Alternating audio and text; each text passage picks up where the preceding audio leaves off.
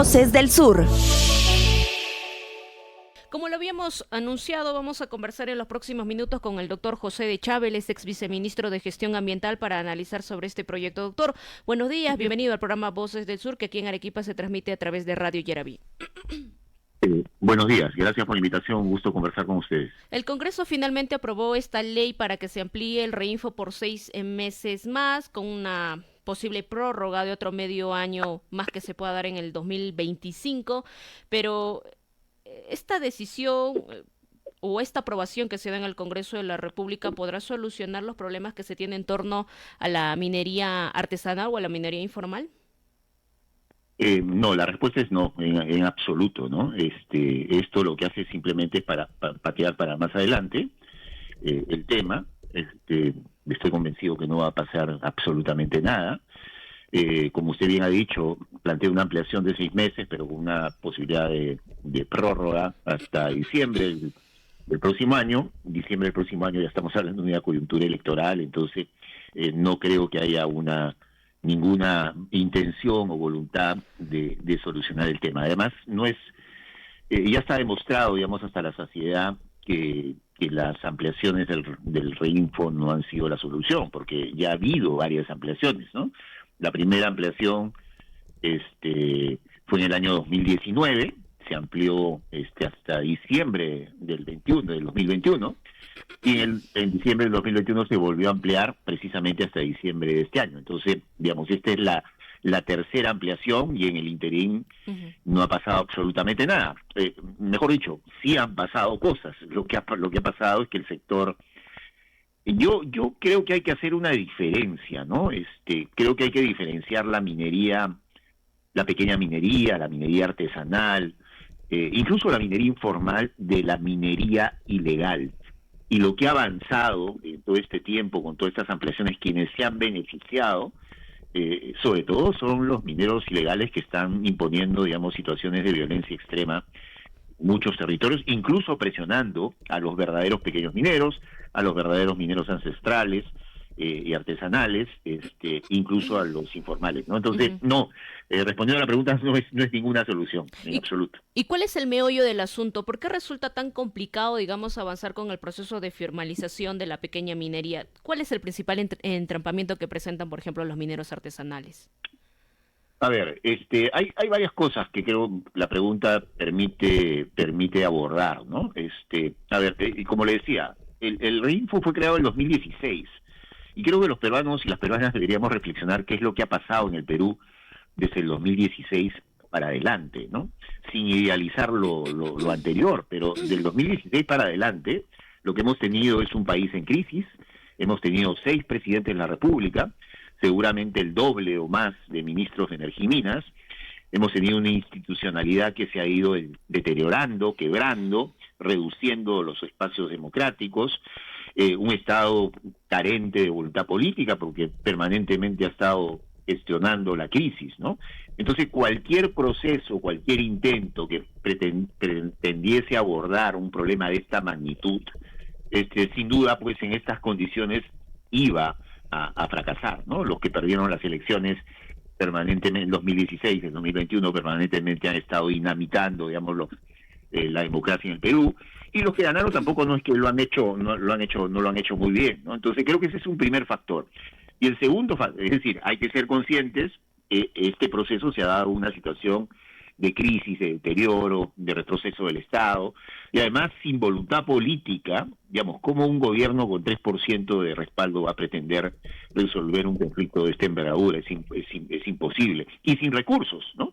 Porque este año 2024, en el presupuesto de la República, se le ha dedicado 0.03% de todo el presupuesto a este tema, ¿no? Entonces, claro, sin recursos es imposible, ¿no? Pero además, en paralelo, lo que ha pasado es que es un sector que hoy en día está en bonanza económica, está en proceso de acumulación extraordinario. La onza de oro, a comienzos de siglo, 2001, 2002, 2003, estaba a $270. $270 la onza. Hoy en día está a $2.600 la onza. La libra de cobre estaba a 70 centavos la libra. Hoy en día está por encima de los $4. Es decir, es un sector que ha crecido enormemente, controla cada vez más territorios, incluso le disputa el control de los territorios a la gran minería, como estamos viendo en Patás, en Apurímac y en algunas otras zonas más.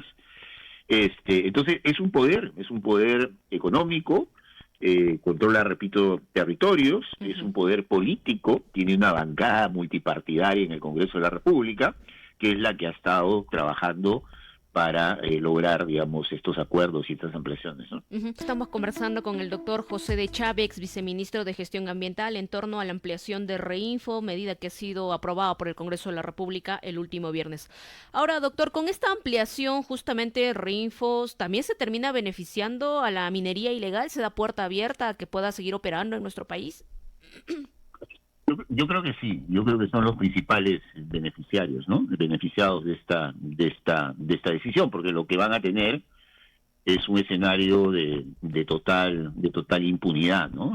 Repito, yo insisto en separar a los mineros informales, a los pequeños mineros artesanales, de los mineros ilegales, ¿no? Los mineros ilegales son aquellos que desarrollan sus actividades en zonas prohibidas, ¿no? Es decir, hagan lo que hagan, no van a poder formalizarse porque están en zonas prohibidas. ¿Cuáles son esas zonas prohibidas?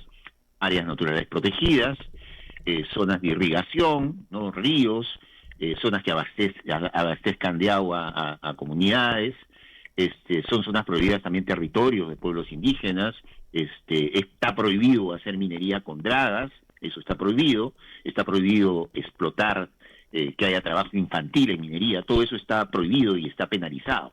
Y el marco legal vigente los ha exonerado, los ha protegido de cometer delitos ambientales, es decir, pueden cometerlos y no les pasa nada, y basta que estén inscritos en el Reinfo para que puedan seguir desarrollando su actividad.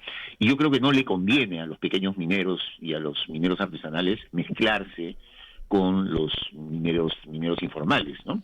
Entonces sí, yo creo que ha beneficiado durante un año, van a continuar haciendo y seguramente va a ser más, porque repito, digamos, diciembre del 2025 vamos a ver pues qué fuerza política en pleno proceso electoral, digamos ya a unos meses del proceso electoral, si es que no se adelanta, va a querer asumir este tema que es un tema caliente, ¿no? Entonces, claro, ellos la lectura que tienen es que han logrado una gran victoria y nuevamente esto se patea como había ocurrido en las anteriores ocasiones. Entonces sí, respondiendo a la pregunta, yo creo que ellos se benefician, ¿no? Hablando del tema político, ¿la minería ilegal está infiltrada dentro de la política de nuestro país y es por eso que no se deroga, digamos, esta última disposición de que si es que operan en zonas prohibidas finalmente no puedan ser denunciados o finalmente que se les dé otras prerrogativas u otros beneficios? ¿La minería ilegal está infiltrada en la política de nuestro país?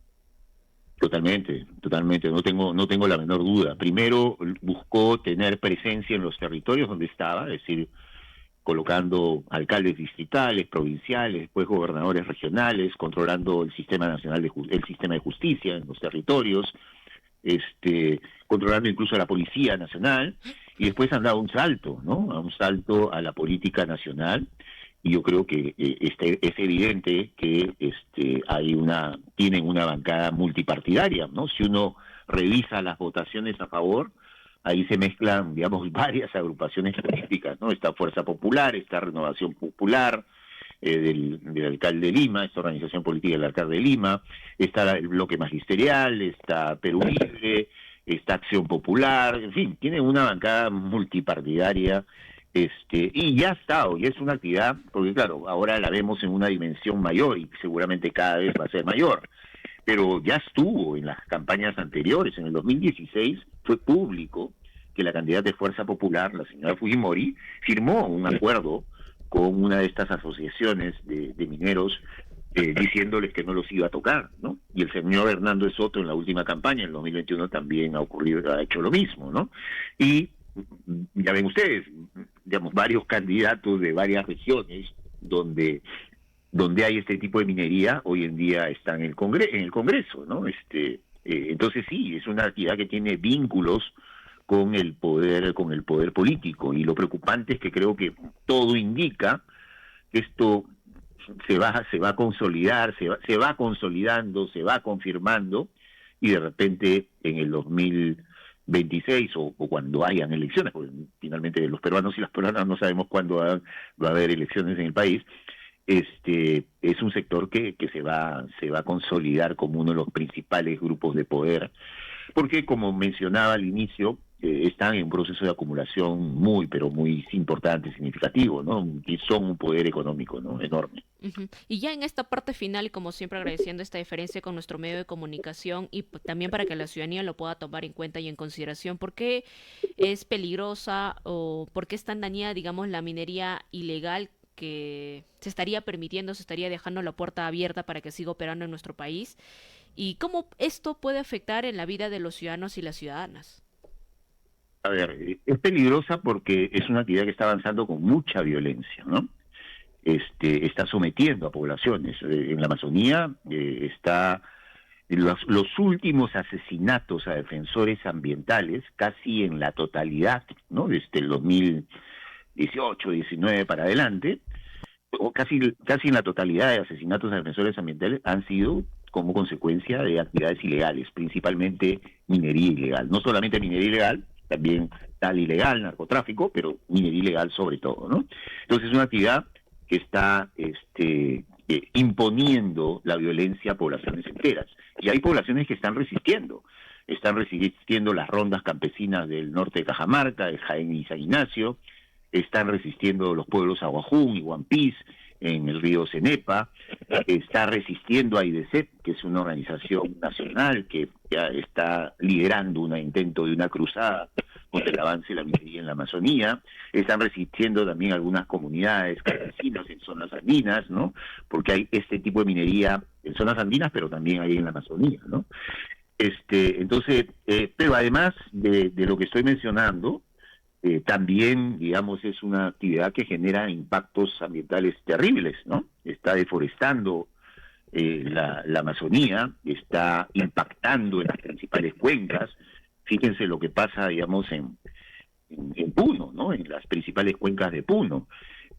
Por supuesto, la contaminación de las fuentes de agua no es que sean exclusivas de este tipo de minería. La minería formal también contamina, ¿no? Y por eso lo que ha pasado con el río Tambo y toda esta contaminación que ha ocurrido, digamos, en la parte alta de Arequipa y de Puno. Entonces, pero esta actividad también es una actividad tremendamente contaminante, además que se ha implantado en muchos territorios de la Amazonía, ¿no? Ahora, yo sí creo que, y como entiendo que estamos terminando, creo que tenemos la obligación, los que queremos, digamos, que las cosas mejoren en el país, de construir algunas salidas, ¿no? Y hay salidas, ¿no? La primera que yo diría es que no se puede combatir a una actividad de estas características sin base social, ¿no? Y por eso es importante tener autoridades legítimas, ¿no? Como las que tenemos actualmente. Y hay base social. Para mí la base social para combatir a la minería ilegal son los mineros pequeños, los mineros artesanales, son los pueblos indígenas, ya he mencionado, las rondas campesinas, los pueblos indígenas amazónicos, algunas comunidades campesinas, organizaciones nacionales como IDECEP. Esa es la base social que hay que construir para enfrentar esta situación complicada, ¿no? Segundo, yo creo que hay que eliminar toda esta suerte de situación donde hay una fuerte especulación en torno a las concesiones mineras, ¿no? Hay un acaparamiento de concesiones mineras y hay una especulación, es decir, personas naturales, incluso empresas, ¿no? Intigol en Arequipa es un buen ejemplo de eso, que acaparan concesiones y después, digamos, negocian con mineros, ¿no? Y les dan territorios para que exploten, siempre y cuando les paguen una regalía, un beneficio, y después empiezan los problemas, ¿no? Entonces hay un mercado de concesiones mineras y de especulación y acaparamiento que hay que enfrentarlo con políticas públicas. Son más de 20 millones de hectáreas en el Perú concesionadas para la minería, ¿no? Tercero, lo que les dije, presupuesto. No se puede combatir una actividad de este tipo que mueve 10.000 millones de dólares por año con 20 millones de dólares, que es más o menos lo que ha ocurrido en los últimos presupuestos, ¿no? Y la última cosa que creo que también hay que, es el tema de la comercialización de esta producción ilegal, ¿no? Hay que mirar lo que está pasando con las plantas de procesamiento, ¿no? Y en el sur, en el norte de Arequipa, el sur de Ica, hay muchas plantas de procesamiento que son, digamos, la vía, el mecanismo, la puerta que permite comenzar a blanquear el oro ilegal, ¿no? Es decir, con voluntad política, con recursos, con un Estado que funcione, se va a poder intentar revertir este problema, que es un problema de magnitud. Pero sin eso es imposible. Se puede plantear el proyecto de ley de repente más completo, pero si no se toman decisiones, si no hay voluntad política, si no se hace la gran política en el país, también la política pública, yo creo que va a ser bien difícil que se pueda enfrentar, y lo que vamos a ver en los años siguientes más bien es cómo se consolidan estos sectores como un poder económico y político, ¿no? De mucha influencia, ¿no? Queda claro. Doctor José Chávez, muchas gracias por esta comunicación con Radio Yaraví. Hasta una próxima oportunidad. No, gracias a ustedes, y ha sido un gusto conversar con ustedes. Gracias. Hasta una próxima oportunidad. Gracias.